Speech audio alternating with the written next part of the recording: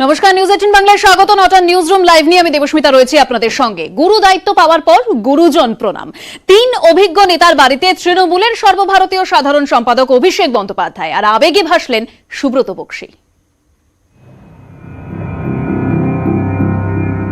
মমতাদি original মানুষ, যত আশীর্বাদ মানে যা আছে জীবনে সব তোকে তোলা উজাড় করে দিতে বলি, যতটুকুনি যা আছে মমতাদি সুস্থ থাকতে হবে। হ্যাঁ, ভেতরে কান্নাটা 8 বছর আগেও মমতাদি কষ্ট দেখে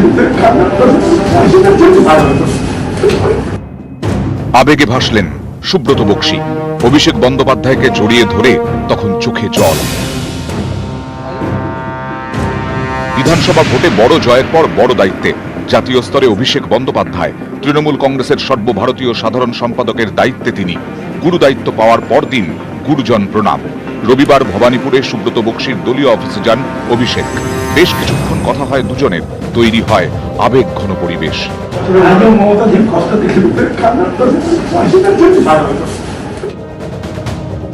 প্রবীণ নেতৃত্বকে বাদ দিয়ে নয়, একেবারে নবীন এবং প্রবীণ নেতৃত্বের মেলবন্ধনেই দলকে আগামী দিনে আরো কিভাবে শক্তিশালী করা যায় সেই বার্তাই দিলেন অভিষেক বন্দ্যোপাধ্যায়। এর আগে অভিষেক যান নাকতলায়। তৃণমূলের মহাসচিব পার্থ চট্টোপাধ্যায়ের নাকতলার বাড়িতে দুজনের মধ্যে মিষ্টি বিনিময় হয়। প্রায় 2 ঘন্টা ছিলেন অভিষেক। গুরু দায়িত্ব পাওয়ার পর গুরুজনদের আশীর্বাদ নিতেই অভিষেক ছুটে আসেন পার্থ চট্টোপাধ্যায়ের বাড়িতে। সমস্ত সাংগঠনিক আলোচনাগুলো করতে, দল বিস্তার লাভ করতে পারে এবং সেভাবে কিভাবে কাজ হবে এবং প্রশাসন এবং দলের মধ্যে যে সমন্বয় কিভাবে হবে তার বিস্তারিত আলোচনা হয়েছে। ভবানীপুর থেকে গড়িয়াহাট সুব্রত মুখোপাধ্যায়ের বাড়ি যান অভিষেক বন্দ্যোপাধ্যায়। কথাও হয়। নতুন দায়িত্ব পাওয়ার পরেই নতুন ভূমিকায়, একেবারে জাতীয় স্তরে। চোখ এবার দিল্লিতে। গুরুভার এক তরুণের কাঁধে। সেই দায়িত্ব পালনের আগে গুরুজন প্রণাম অভিষেক বন্দ্যোপাধ্যায়ের। ক্যামেরায় পিন্টু সরকার, শশীপাল চৌধুরীর সঙ্গে সৌরজ্যোতি বন্দ্যোপাধ্যায় ও ভেঙ্কটেশ্বর লাহিড়ী, নিউজ 18 বাংলা। রাজ্যে আইনের শাসন নেই, চূড়ান্ত অরাজকতার অভিযোগ। টুইটারে এই মর্মেই সুর চড়িয়ে রাজ্যপাল মুখ্য সচিবকে তলব করেছেন। অন্যদিকে পাল্টা সুর চড়িয়েছে তৃণমূল কংগ্রেসও।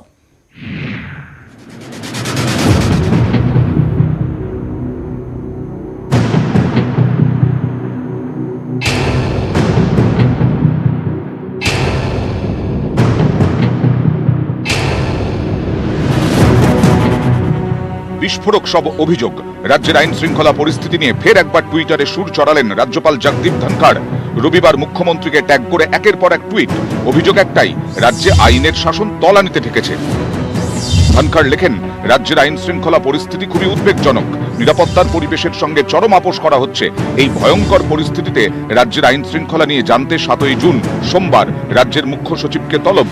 নির্বাচন পরবর্তী হিংসা রুখতে কি ব্যবস্থা নেওয়া হয়েছে জানতেই তলব। আর এই টুইটের সঙ্গেই রাজ্যের পরিস্থিতি নিয়ে বিবৃতি। 17ই মে সিবিআই দপ্তরের ঘটনা উল্লেখ করে সুর চড়িয়েছেন রাজ্যপাল। অভিযোগ, প্রতিদিনই অরাজক পরিস্থিতির দিকে হচ্ছে রাজ্য।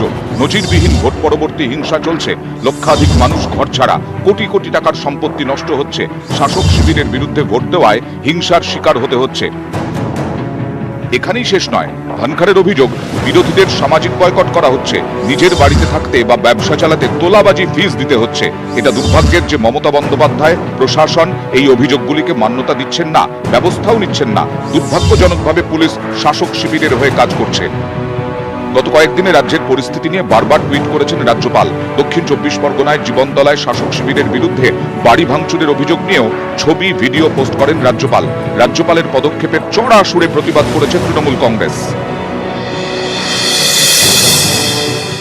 These are all the political agenda. এগুলো সব আপনারাও জানেন কি হচ্ছে, বাংলার মানুষও এখন জানে কি হচ্ছে। উনি একজন অতৃপ্ত আত্মা, বিজেপির দালাল। কারণ নির্লজ্জ বেহায়ার মতো একজন রাজ্যপাল ভোটের আগে পরিবর্তনের ডাক দিয়েছিলেন, যেটা রাজ্যপাল পদে থেকে দেওয়া যায় না।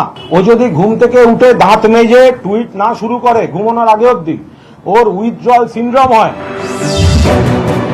তৃণমূল সাংসদ মহুয়া মৈত্রের টুইট, আঙ্কেলজি, রাজ্যের খারাপ পরিস্থিতি ভালো করার রাস্তা একটাই, আপনি দিল্লি গিয়ে অন্য কাজের সন্ধান করুন। কিছু পরামর্শও দিয়েছেন মহুয়া। বিরোধীদের ঠোকদো সরকার চালাতে যোগী আদিত্যনাথের পরামর্শদাতা হন, অতিমারিতে লুকিয়ে থাকার জন্য স্বরাষ্ট্রমন্ত্রীর পরামর্শদাতা হন। আইন শৃঙ্খলার শাসনের কথা বলছেন কেন এত আর্তনাদ? রাজ্যপাল টুইট করলে এনাদের গা পুড়ে যাচ্ছে। আর কুণালবাবুকে আমার অনুরোধ, আপনি নাটুকে ভঙ্গিতে আপনি যে অশালীন কথা বলছেন সেটা বন্ধ করুন। ভোটের ফল প্রকাশের পর তৎকালীন মুখ্য সচিব আলাপন বন্দ্যোপাধ্যায়কেও ডেকে পাঠিয়েছিলেন ধনখড়। আর এবার মুখ্য সচিব হরিকৃষ্ণ দ্বিবেদীকে তলব। রাজ্যপালের পদক্ষেপেই এখন তুঙ্গে রাজনীতির পারদ। নিউজ 18 বাংলা। একদিকে রাজ্যের আইনের শাসন নেই, এই মর্মে অভিযোগ তুলে রাজ্যপাল জগদীপ ধনখড় তিনি মুখ্য সচিবকে তলব করেছেন। অন্যদিকে বিজেপি রাজ্য সভাপতি দিলীপ ঘোষ তিনি 75 বিধায়ক নিয়ে তৃণমূল কংগ্রেসের দম বন্ধ করার হুঁশিয়ারি দিয়েছেন। আর দিলীপ ঘোষের এই মন্তব্যে তুঙ্গে রাজনৈতিক চর্চা। বিধানসভায় দম বন্ধ করে দেবো। টার্গেট ছিল 200, মিলেছে 77। আর এই শক্তিতেই 213 আসন জেতা তৃণমূল কংগ্রেসকে কাটে টক্কর দিলীপ ঘোষের। যে দল 38% ভোট পেয়েছে, ওয়েস্টবেঙ্গলের বাইরে হলে এই ভোটে আমরা সরকার গঠন করতে পারতাম। যেখানে 75টা সিট এখন আমাদের বিধানসভায় আছে, বিধানসভায় দম বন্ধ করে দেবো। আর বাইরেও আন্দোলন করবো আমরা মানুষের কষ্ট নিয়ে। বিধানসভার ভেতরে বাইরে তৃণমূলকে চ্যালেঞ্জ, তেমনি রাজ্যের বাইরে তৃণমূল বিরোধী প্রচারে শান দিচ্ছে গেরুয়া শিবির। রাজ্যের ভোট পরবর্তী হিংসার অভিযোগে সুর চড়াচ্ছে বিজেপি। সোশ্যাল মিডিয়াতেও কোমর বেঁধে নেমেছে বিজেপি। সর্বভারতীয় স্তরেও লাগাতার তৃণমূল বিরোধী প্রচার। বঙ্গে স্বৈরতন্ত্রের অভিযোগ তুলে নতুন কৌশলে প্রচার। ভোট পরবর্তী হিংসার অভিযোগ নিয়ে লাগাতার প্রচার। তোষণের অভিযোগ তুলে হিন্দু সহিষ্ণুতায় নয়া বহুত্ববাদকে হাতিয়ার করে প্রচার শুরু করেছে বিজেপি। দেশের অন্য রাজ্যের নেতাদের সঙ্গে বাংলার পরিস্থিতি নিয়ে একের পর এক ভার্চুয়াল বৈঠক করছেন শুভেন্দু অধিকারী, অনির্বাণ গঙ্গোপাধ্যায়রা। এবার তৃণমূলকে কার্যত চক্র বুহে ফেলার হুঁশিয়ারি দিলীপের। যেখানে 75টা সিট এখন আমাদের বিধানসভায় আছে, বিধানসভায় দম বন্ধ করে দেবো। আর বাইরেও আন্দোলন করবো আমরা মানুষের কষ্ট নিয়ে। আগের থেকে বেশি আসন নিয়ে ক্ষমতায় ফিরেছে তৃণমূল কংগ্রেস। দিলীপের মন্তব্যকে অসাংবিধানিক বললেও তেমন আমল দিতে নারাজ শাসক শিবির। এনারা কখন কি বলেন তো নিজেরাই জানেন না। কখন বলে 200 পার, কখনো আবার বলে কিসে ছাপ, টিএমসি সাফ। এখন টিএমসি কে সাফ করতে পারেনি, এখন আবার বিধানসভায় থ্রেট দিচ্ছে। আরে কি দম বন্ধ করে দেবো, এই কথাগুলো যারা বলে এটা সংসদীয় ভাষা নয়। ওরা যেটা বলছেন দিলীপ ঘোষ যে সরকারের দম বন্ধ করে দেবো, এটা তো মানুষের সরকার। তার মানে কি ওরা মানুষের সরকারের দম বন্ধ করতে চাইছেন? দিলীপ বাবু তো নিজেদের দলে দমবন্ধ চলছে, উনি দেখতে পাচ্ছেন না? ভোটের মুখে লাইন দিয়ে বিকেলবেলা যাদের হাতে পতাকা দিতেন তাদের টিভিতে বাইট, হোয়াটসঅ্যাপ, তৃণমূলের প্রতি দুর্বলতা, এগুলো দিলীপ বাবু দেখতে পাচ্ছেন না? দম তো ওনার বন্ধ হচ্ছে। 213 আসন নিয়ে ক্ষমতায় ফিরে কনফিডেন্ট তৃণমূল, বনাম ভোটের ফলে ছন্ন ছাড়া বিজেপি। শাসক বিরোধী দরজায় সরগরম রাজ্য রাজনীতি। নিউজ 18 বাংলা। অন্যদিকে কাঁথি পুরসভার গোডাউন থেকে কেন্দ্রীয় বাহিনীর উপস্থিতিতে ট্রিপল লুটের অভিযোগ সামনে এসেছে এবং এক্ষেত্রে শুভেন্দু, সৌমেন্দু সহ 4 জনের নামে থানায় এফআইআরও দায়ের হয়েছে। কেন্দ্রীয় বাহিনীকেও নোটিশ পাঠানো হয়েছে। আর এ নিয়ে তরজা তুঙ্গে।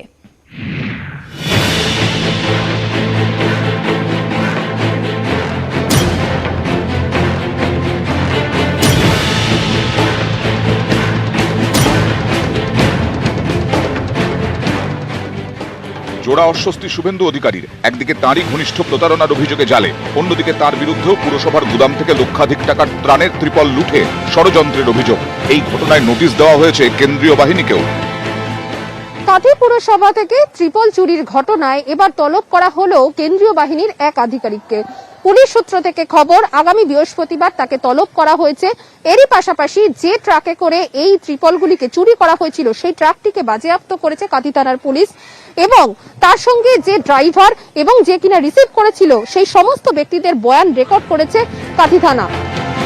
ত্রিপল লুটে মদত দেওয়ার অভিযোগে নাম জড়ায় শুভেন্দু সৌমেন্দুর। কাঁথি থানায় রাজ্যের বিরোধী দলনেতা শুভেন্দু অধিকারী ও তার ভাই কাঁথি পুরসভার প্রাক্তন চেয়ারম্যান সৌমেন্দু অধিকারীর বিরুদ্ধে এফআইআর দায়ের করা হয়েছে। 1 জুন অভিযোগ দায়ের করেছেন কাঁথি পুর প্রশাসক বোর্ডের সদস্য রত্নদীপ মান্না।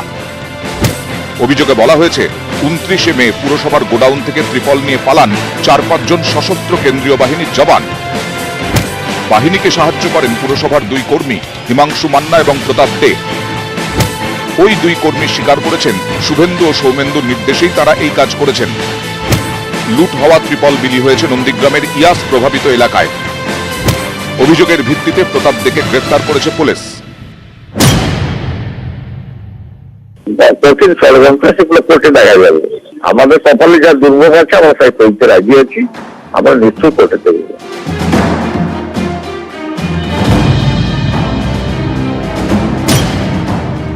এটা তো অত্যন্ত স্বাভাবিক।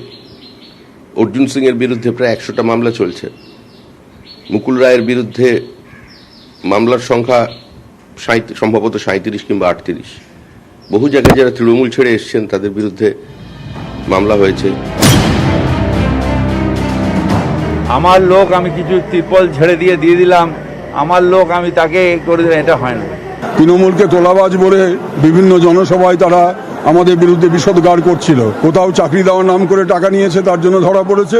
কোথাও এই বন্যা কবলিত মানুষ, দুর্যোগ কবলিত মানুষের জন্য সরকার যে ত্রিপল রেখেছিল কাঁথি পুরসভাতে, সেই পুরসভার গোডাউন থেকে ত্রিপল চুরি করা হয়েছে। এই যে ত্রিপল চুরির যে ঘটনা, সেখানে শুভেন্দু অধিকারী, সৌমেন্দু অধিকারী, এর সঙ্গে হিমাংশু মান্না এবং প্রতাপ দে, এই 4 জনের নামে লিখিত অভিযোগ হয় এবং প্রতাপ দেকে জেরা করে এই ঘটনায় আর কারা জড়িত সেই বিষয়টি খতিয়ে দেখছে কাঁথি থানার পুলিশ। ক্যামেরায় অরবিন্দের সঙ্গে অর্পিতা হাজরা, নিউজ 18 বাংলা, কলকাতা। এই মুহূর্তে যে ছবি আমরা দেখব, সুব্রত মুখোপাধ্যায়ের বাড়ি থেকে বেরোলেন অভিষেক বন্দ্যোপাধ্যায়। অর্থাৎ গুরু দায়িত্ব পাওয়ার পরেই গুরুজন প্রণাম। সকালেই তিনি পার্থ চ্যাটার্জির বাড়িতে গিয়েছিলেন, তারপর তিনি সুব্রত বক্সির বাড়িতেও যান এবং এই মুহূর্তে যে ছবি আপনারা দেখতে পাচ্ছেন, সুব্রত মুখোপাধ্যায়ের বাড়ি থেকে বেরোলেন অভিষেক বন্দ্যোপাধ্যায়। এই বিষয়ে কথা বলবো, সৌরজ্যোতি রয়েছে আমাদের সঙ্গে টেলিফোন লাইনে। সৌরজ্যোতি, গুরু দায়িত্ব পাওয়ার পর গুরুজন প্রণাম এবং এই মুহূর্তে তিনি সুব্রত মুখোপাধ্যায়ের বাড়ি থেকে বেরোলেন। একেবারেই দেবস্মিতা, দেখো গতকালকেই সর্বভারতীয় রাজনীতিতে অভিষেক ঘটেছে অভিষেক বন্দ্যোপাধ্যায়ের এবং তার পরদিন নতুন দায়িত্ব পাওয়ার পর থেকেই কিন্তু দেখা গিয়েছে সুব্রত বক্সি কখনো দলের মহাসচিব পার্থ চট্টোপাধ্যায়ের বাড়িতে গিয়েছেন, তিনি সেখানে গুরু প্রণাম করেছেন এবং অবশ্যই বার্তা দিয়েছেন সৌজন্যতার। 8টা 10 নাগাদ, সন্ধ্যা 8টা 10 নাগাদ অভিষেক বন্দ্যোপাধ্যায় তিনি এসেছেন একডালিয়াতে সুব্রত মুখোপাধ্যায়ের বাড়িতে। সুব্রত মুখোপাধ্যায় রাজ্য রাজনীতির একটি অপরিহার্য মুখ এবং মমতা বন্দ্যোপাধ্যায়ের মন্ত্রিসভার অত্যন্ত অপরিহার্য একজন সদস্য এবং সেই জায়গায় সুব্রত মুখোপাধ্যায়ের সঙ্গে বেশ কিছুক্ষণ সময় তিনি কাটিয়েছেন এবং এই মুহূর্তে অভিষেক বন্দ্যোপাধ্যায় তিনি বেরিয়ে গিয়েছেন। সেই ছবি দেখেছে সুব্রত মুখোপাধ্যায় তিনি এসেছেন। সামগ্রিকভাবে কিন্তু একটা বার্তা দিতে চাইলেন। সুব্রত বক্সিকে দেখেছিলাম তিনি আবেগতাড়িত হয়ে পড়েছিলেন, এক্ষেত্রে সুব্রত মুখোপাধ্যায় তিনি কিছু বলেছেন? দেখো, এখনো পর্যন্ত সুব্রত মুখোপাধ্যায় কিছু বলেননি। অভিষেক বন্দ্যোপাধ্যায় 8টা 10 আসার পর কিছু আগে কিন্তু তিনি বেরিয়ে গিয়েছেন এবং এখানেই সৌজন্যতা সাক্ষাৎ হয়েছে। অবশ্যই সুব্রত মুখোপাধ্যায়, আবারও জানাই, রাজ্য রাজনীতির অত্যন্ত অপরিহার্য একটি মুখ এবং বর্ষিয়ান রাজনীতিবিদ এবং মমতা বন্দ্যোপাধ্যায়ের মন্ত্রিসভার গুরুত্বপূর্ণ সদস্য সুব্রত মুখোপাধ্যায় তিনি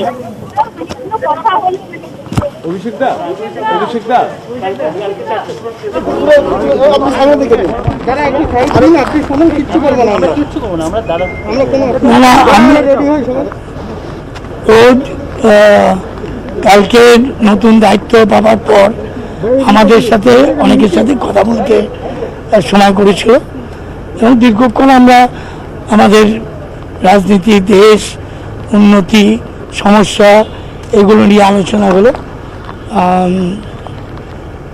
এর মধ্যে কি করে পার্টিকে আরও শক্তিশালী করা যায়, কিভাবে আমরা সরকারকে সহযোগিতা করতে পারি, এগুলোও ছিল।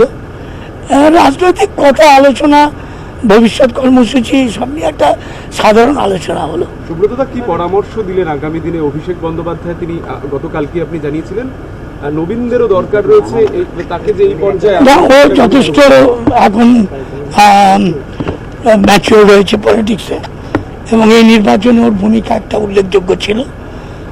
তার জন্য আমি ওকে ধন্যবাদ জানিয়েছি কারণ আমরা নিজেরা নিজেদের এলাকা নিয়ে কাজ করেছি 2 মাস ধরে, কিন্তু ও সারা পশ্চিমবঙ্গ মুখ্যমন্ত্রীকে সাহায্য করেছেন, তো তার জন্য ওকে আমি ধন্যবাদ জানালাম। তাও সুব্রত মুখার্জির তরফে কোনো স্পেশাল টিপস, কোনো স্পেশাল কোনো, আপনি এত বছরের দুধের রাজনীতিবিদ, না কোনো আমি স্পেশাল টিপস? কোনো স্পেশাল কিছু না, সবই সাধারণ রাজনীতির কথা এবং আমাদের দলীয় সংগঠনকে শক্তিশালী করার কথা হয়েছে। সুব্রত মুখোপাধ্যায়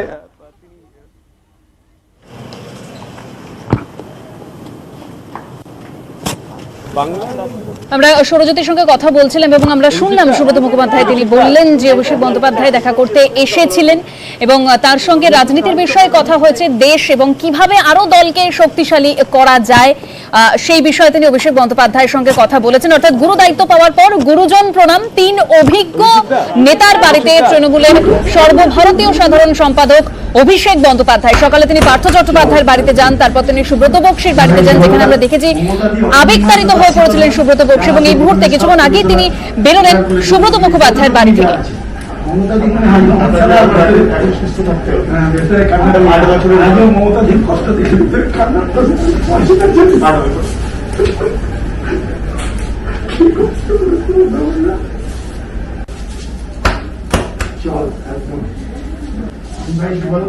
মমতা দিয়ে অরিজিন মানে তোকে আশীর্বাদ মানে যা আছে জীবনে সব করে দিয়ে দেবো। টিকা নিতে নিয়ে বাকযুদ্ধ, কেন্দ্রকে তোপ ফিরহাদ হাকিমের আর পাল্টা খোঁচা পদ্ম শিবিরেরও। সব জায়গায় সরকারি মাতব্বরি চলে না। তুই হলেই বিশেষজ্ঞ হয়ে যাওয়া যায় এইটা মনে রাখবেন না। রবিবাসরীয় বিকেলে কোভিড ভ্যাকসিন নিয়ে এভাবেই বাকযুদ্ধে জড়ালেন 2 শিবিরের 2 নেতা। কোভিশিল্ডের 2টি টিকার মধ্যে ব্যবধান বাড়িয়ে 12 থেকে 16 সপ্তাহ করা হয়েছে। এই সিদ্ধান্ত ঘিরে শুরু থেকেই বিস্তর জলঘোলা হয়েছে। কেন্দ্রের দাবি বিশেষজ্ঞদের পরামর্শ মেনেই এমনটা করা হয়েছে। উল্টো দিকে বিরোধীদের অভিযোগ, ভাড়ারে টান পড়াতেই টিকা নিয়ে নিত্য নতুন নিয়ম আনছে মোদী সরকার। সেই প্রসঙ্গ টেনেই এদিন টিকা নীতি নিয়ে কেন্দ্রকে নিশানা করেন ফিরহাদ হাকিম। যারা এই ভ্যাকসিনটাকে আবিষ্কার করেছেন তারাই একমাত্র বলতে পারেন যে এই ভ্যাকসিনটা কবে কতদিনের মধ্যে নেওয়া যায়। আমি ভ্যাকসিন দিতে পারছি না, তাই আমি বলে দিলাম একটা, এইভাবে দেশের মানুষের জীবন নিয়ে ছেলে খেলা করাটা ঠিক নয়। নীতি আয়োগ থেকে বসে আমার এতদিনে ভ্যাকসিন দিয়ে দাও, অতদিনে ভ্যাকসিন দিয়ে দাও, এটা হয় না। সব জায়গায় সরকারি মাতব্বরি চলে না। অভিভাবক হাকিম বাবুকে আমার অনুরোধ, একটু বিশেষজ্ঞদের উপর ছাড়ুন না। মন্ত্রী হলেই বিশেষজ্ঞ হয়ে যাওয়া যায় এইটা মনে রাখবেন না। আর তৃণমূলের মন্ত্রী হলে তো বিশেষত। ভ্যাকসিনের ব্যাপারে কতদিনের অন্তরে ভ্যাকসিন নেওয়া যায় বা নেওয়া উচিত সেটা সারা পৃথিবীতে রিসার্চ করে বিশেষজ্ঞরা এটা তৈরি করছে। একটুখানি পড়াশোনা করতে হয়, নয়তো পেছিয়ে পড়তে হয়। টিকা নীতি নিয়ে অবশ্য সুপ্রিম কোর্টেও ভর্ৎসনার মুখে পড়তে হয়েছে কেন্দ্রের মোদী সরকারকে। টিকার আকাল এবং দামের ফারাক নিয়ে প্রশ্ন তুলেছে শীর্ষ আদালত। যদিও কেন্দ্রের দাবি করোনা মোকাবিলায় কোনো ত্রুটি রাখছে না তারা। সৌরজ্যোতি বন্দ্যোপাধ্যায়, নিউজ 18 বাংলা।